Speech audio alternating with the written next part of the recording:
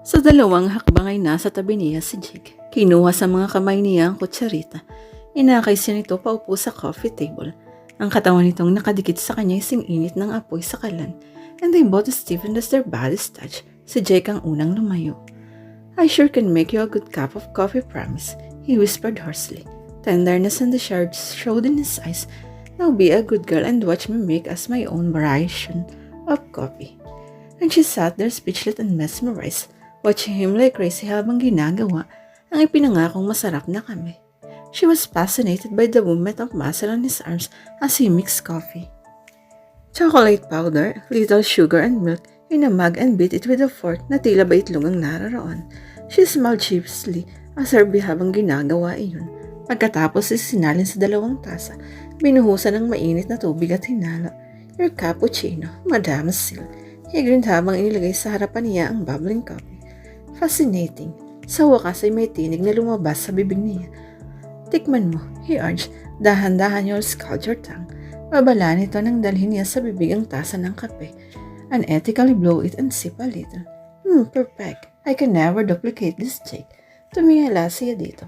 Nasa mga labi pa ang bula ng cappuccino. She licked it unconsciously. Nawala ang ngiti sa mga labi ni Jake. He stared at her lips with longing. "Let me do that," he whispered huskily. At ang sumunod na namalaya ni Janine ay ang maras na pagtaas ito sa kanya mula sa silya. Crushing her in his arms and kiss her like crazy. At lahat ng mga matitibay na bagay na ibinalot ni Janine sa sarili sa nakalipas na mga taon ay isa-isang gumuho like broken crystals as passion held in her heart like thunderstorm. His tongue is like a wizard's wand, weaving magic, and she was like a parched flower under the rain. When she thought she was lost somewhere in space, he moved away, cupped the back of her hand and raised her passion-filled face to him, his eyes glittering with desire. "I want you so much, Janine, so very much, that I could take you here right now, on the tabletop, on the chair, or on the floor," he rasped. "But I'm taking you upstairs. You don't deserve to be made love anywhere but in bed. At kung gusto mong tumanggi, gawin mo na ngayon pa lang." He could make love to her anywhere and for all she cares. Gusto niyang sabihin iyon, pero walang tinig na lumabas sa bibig niya. She was staring at him mesmerized, and then he scooped her in his arms. "Kathleen," wusal niya sa inaantok pang tinig. The child was tickling her toes kaya siya nagising. "Stop it, sweetheart," she said with a yawn and giggling child. Wala sa loob na napasulyap sa rilo sa tabi ng lampshade. 10:00 ng umaga. Stared at the ceiling at hinahagip sa isip ang nangyari kaninang madaling araw. She was sure she just dreamed about it, pero itinatanggi yun ng sariling katawan. She was tender all over. Bumalik ang tingin niya kay Kathleen na hinihila ang kumot na nakatakip sa katawan niya. Okay, babangon na ako." Akma siyang tatayo ng matantong hubad siya. Kinuha ang kumot at ipinulupot sa katawan at tumayo. Si Kathleen ay wala sa loob na napatingin sa bedsheet. Nanlaki ang mga mata ng bata at isang sigaw ang pinakawalan nito. "Kathleen!" Bulalas ni Janine ang binanlikan ng bata at niyakap. "What's wrong?" Pero sige sa pagsigaw ang bata. "Blood!" Hiyaw nito kasabay ng pagturo sa gitna ng kama. Sinundan ng tingin ni Janine ang itinuturo nito at nanlaki ang mga mata niya. Oh my! She was horrified pagkakita sa bahid ng sariling dugo sa beddings. Mabilis niyang inabot ang una na tinakpan nito. "There it's gone, sweetheart." Banayan niyang sinabi. Niyakap ang bata at hinaplos sa likod. It's all right," she whispered soothingly. Kumawala si Kathleen at sinilip ang kinakitaan ng dugo. Natakpan na ng unan. "There's nothing to fear, Kathleen. It's my... Nagkakandabulo siya sa pagpapaliwanag na monthly period niya yun. Hindi niya matiyak kung naiintindihan ito ang sinabi niya, pero huminto na sa pag-iyak si Kathleen. Bumukas ang pinto at sumangaw si Nana Rosa na hinihingal pa. Bakit sumigaw si Kathleen? Natakot siya sa nakitang dugo sa bedsheet. "Nana Rosa, dumating ang monthly period ko." Aniya, hindi na sumagot ang matandang babae, pero natili itong nakatitig sa kanya at agad siyang nagyuko ng ulo.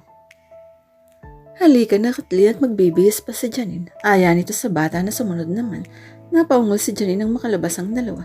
Hindi niya gustong isiping naghihinala ng ibang matanda, lalo at alam nitong kumot lang nakapulupot sa katawan niya. Sabay niya'y bumalik sa isip ang pagtili ni Kathleen sa takot. Nagsalita ito at sumigaw. "Blood!" Iyon ang sinigaw ng bata nang makita ang bahid ng dugo sa bedsheet. Was it blood that caused her shock? She was almost sure of it. Itinapat ng dalaga ang sarili sa shower habang sinasabon ng katawan ay nanariwa sa ala-alang nangyari kaninang madaling araw. Ibinaba siya ni Jake sa kama, and when he turned away, she could almost feel the pain. Iniisip na nagbago ito ng isip at muling lalabas, but he only dispensed the half-clothing, and the look he gave her was enough to make her shiver.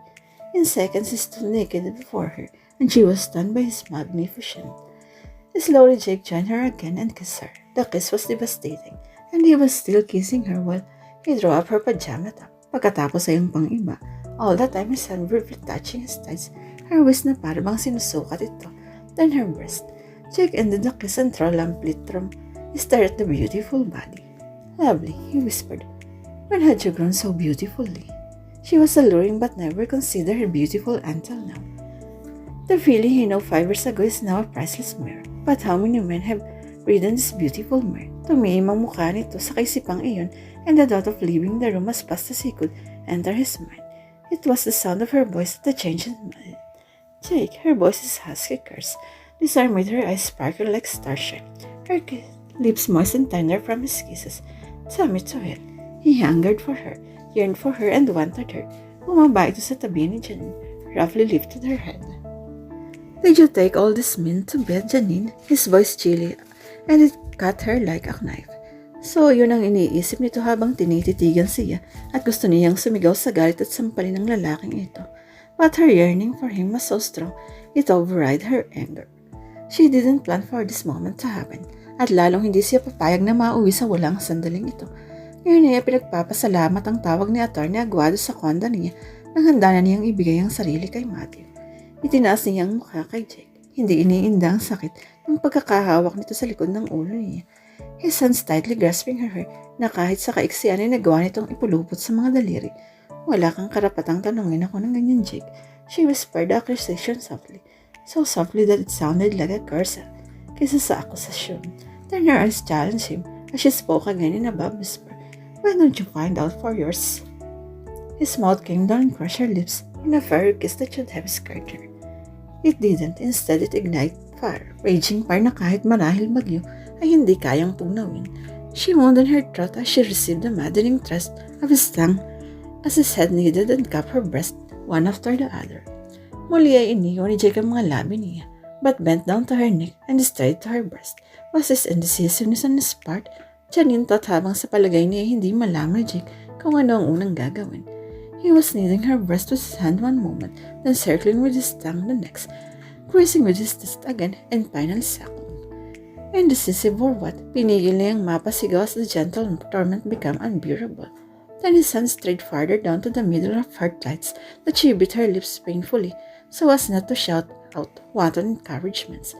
Pero narinig yata ni Jake ang isinisigaw ng isip niya that she heard him chuckle as he stared into her passion-flushed face.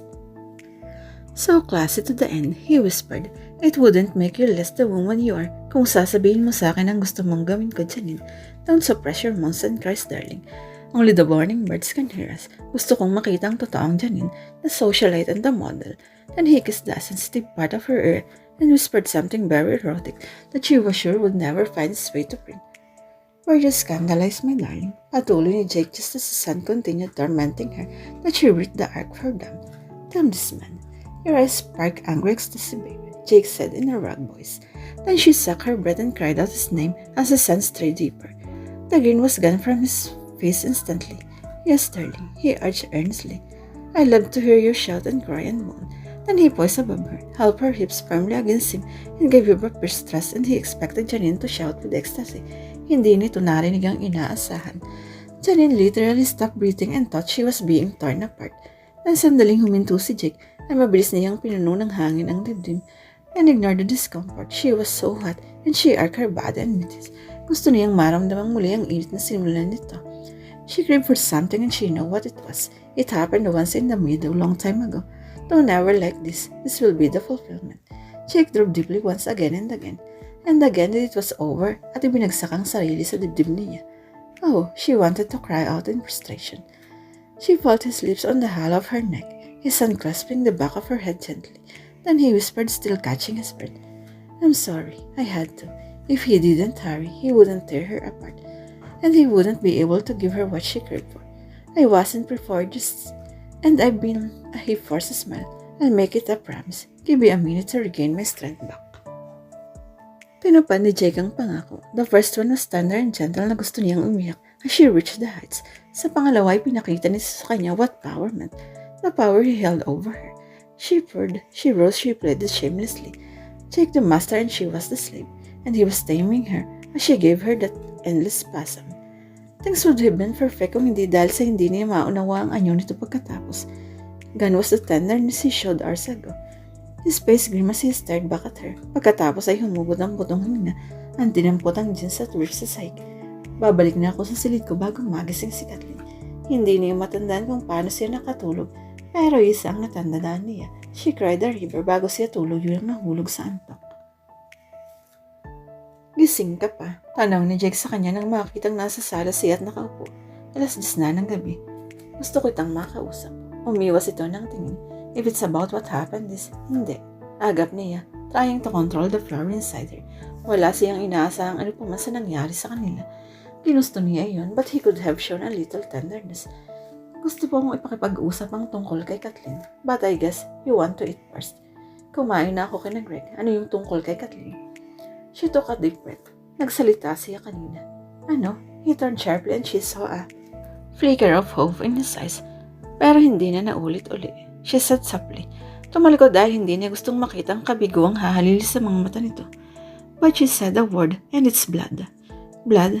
Tumango si Janine nang hindi tumitingin dito. She saw there when I woke up. Pinunaw niya ng hangin ng dibdib and made her voice sound businesslike. I don't have to spell it out kung anong dugo ang nakita niya. You know what I mean.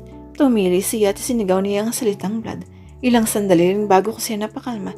And when she did, she was back to her normal self. Damn it wasn't normal that she's not talking. He blurted angrily. Pagkatapos ay naupo sa naraong silya and drew his breath. Ilang sandali ang pinalipas nito bago nagsalita. I had taken her to expert. Ang sabi ng mga doktor ay ang pagkamatay ng Papa Anselmo ang posibleng dahilan ng trauma niya since it was after he died that she stopped talking. I know he died of heart attack, but how? Sa may kubo di kalayuan sa bahay nila, nanap sa puno siya ng hagdan ng matagpuan ng isa sa mga katulong na duguan ng ulo. Ayon sa doktor, may posibilidad na bubagsak ito sa bato ng atakihin. Hindi siya nakita ni Kathleen. Umiling si Jig. Nandito si Kathleen nang umuwi ako pagkatapos ibalita sa akin ang nangyari. Wala na siyang nasabi pa roon. It could have been her grandfather's death that caused Kathleen shock. Humakbang siya patungo sa hagdan. Papanhig na ako. Babe, pahabol nito in a strangled voice. Lumingon siya at sari-saring emosyon ang nakita niya sa mukha nito.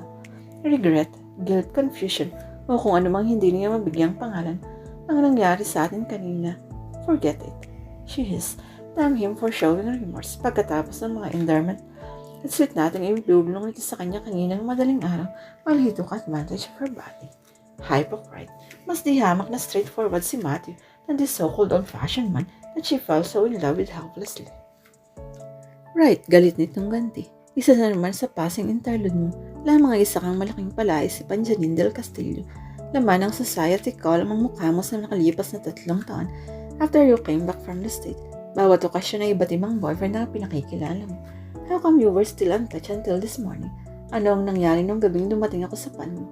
I was so positive that boyfriend of yours, hindi nito tuloy ang sinasabi, bagyang umiling. Nanlaki ang mga mata ng dalaga sa embarrassment. Is it really so shocking nowadays na malamang virgin pa ang isang babae? It is spoke of her innocence in a mocking manner.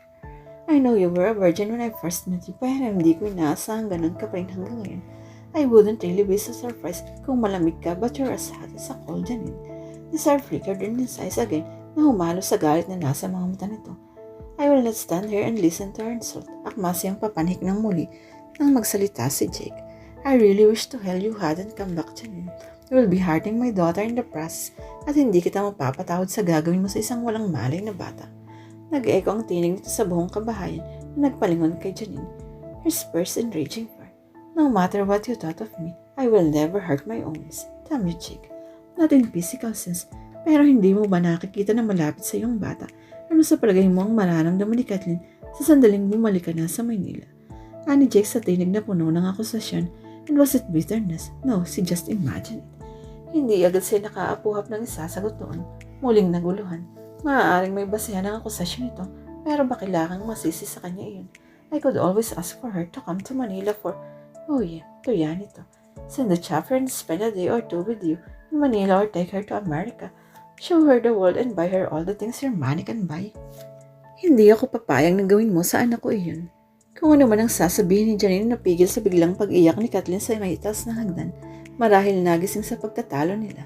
Nakmang papaninik ng dalag ang bata para unahan siya ni Jake. Leave my daughter alone. At dinalawang hakbang nito ang hagdan papanik. Pinangko ang bata in whisper soothing words at muling dinala sa silid nito. Nanlulumong napaupo sa puno ng hagdan ng dalaga. Ngayon niya natiyak na hindi tamang naparito siya. Hindi dapat niya pinagbigyan si Consuelo. Hindi siya kailangan ito dahil may bayarang private nurse.